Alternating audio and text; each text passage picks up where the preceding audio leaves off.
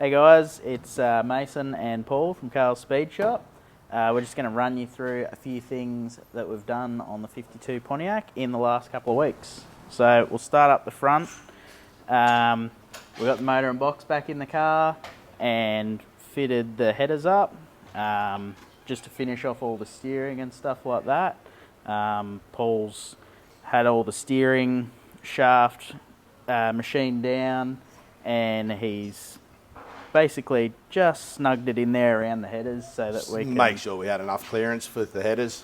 Yeah, so it's got a nice straight run on the steering shaft, and yeah, so we've also, you'll notice we've done a firewall in it, and I'll let Paul run you through that as he's done it. Cut the existing one out, had a million holes in it, like didn't need them at all. The old one had a really big indent in there because it had an inline 6 in it, so it sort of pushed in under there as well. So just pretty much made template, worked out a nice bead roll design, just something simple, just to give it a bit of structure and that, and we've put it in there and I've TIG welded it all the way around. It'll end up getting smoothed off and you won't even, it'll be a seamless finish. So yeah, and then on that too, we've also got a Cooey brake pedal assembly in this one, so master cylinder on the firewall and the booster behind the firewall. Just makes it a bit easier for the customer to top up his brake fluid and just maintain the vehicle easily. So I guess we'll probably start moving into the car a little bit. So yeah, pretty much all this week we've been a combination of James and myself installing the steering column, putting it nearly in the factory position, and then that sort of had to work around the Cooey underdash brake assembly. With all that as well, it sort of was pulling it in and out a few times, making sure we had it right. But also we've got to fit in his aircon. His customers having aircon and heater, so it's a bit of a juggle to make all this stuff fit in, and as well as this having an LS in it. We've got computer, fuse panel, there's just a bunch of wiring that's got to fit in there as well as we've got the original clock, retaining the original clock and that, and I've actually made mounts to fit a couple of 4-inch speakers in behind it. So yeah, to make all that work, it's a bit of a juggling effort, but it happens. So as well as under there, we're actually retaining the original vacuum operated wipers. It's not going to be ran off the engine vacuum as per what they used to do years ago. We've actually setting up a vacuum pump in the boot, which will give vacuum for the power for the brakes, and as well use vacuum for the wipers.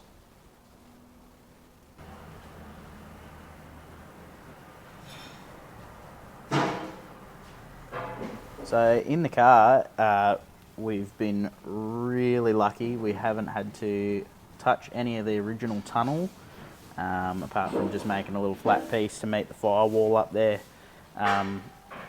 It's just worked out really good on this car.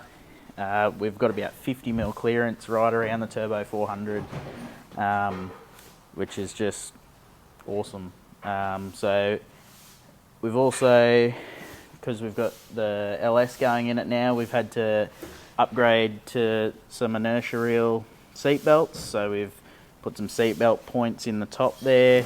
So yeah, we've hid some seatbelt mounting points down in the floor here, which you can't see from underneath the car, so it still looks nice and smooth under the car. This is really one of the only tunnel modifications we've had to do just there, just for the tail shaft, just to clear a little bit nicer through that section, and then the rest of the seatbelt mounts in the back there, and then we've got parcel shelf mount inertia reels up the top. In the back, we've mounted all the airbag system. We've got a twin pump system It's airlift performance. So it should be a really good kit.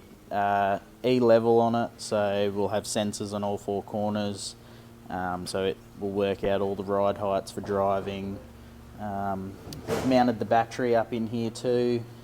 This will all be covered by an upholstery panel in here. Down in the side, we've got some mounts for the vacuum pump that Paul was talking about earlier that's going to run the brakes and the wipers. We sort of run them on every car now. Just gives you better brakes consistently, just with big camshafts. You'll notice the frame in the floor here. We're going to do a raised false floor in it, with a bit of a luggage hatch in here for tools and etc. Just to get above the fuel filler height, basically, because we've made a new aluminium fuel tank for this. We've also done some trickery with the fuel filler on it. We deleted the original fuel door, and we've made the original Pontiac badge now the filler for the car.